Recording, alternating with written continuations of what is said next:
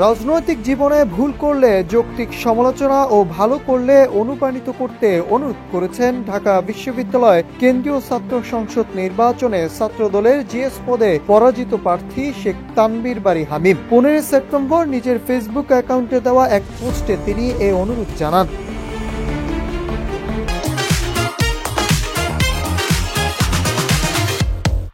পোস্টে হামিম লিখেন, শহীদ রাষ্ট্রপতি জিয়াউর রহমানের আদর্শে অনুপ্রাণিত হয়ে ষষ্ঠ শ্রেণীতেই ছাত্র দলে যুক্ত হয়েছিলাম। বেগম খালেদা জিয়ার আপোষহীনতা ও সংগ্রামী জীবন এবং তারেক রহমানের বিনয় ও অন্তর্ভুক্তি মানসিকতা থেকে শিক্ষা নিয়ে ব্যক্তিগত ও রাজনৈতিক জীবনে তা প্রতিফলিত করার চেষ্টা করে যাচ্ছি অবিরাম। আপনাদের দোয়া ও সমর্থন সবসময় প্রত্যাশা করি। আমি ভালো কিছু করলে অনুপ্রাণিত করবেন, আর যদি কোথাও ভুল করি তবে যৌক্তিক সমালোচনা করতেও ছাড়বেন না।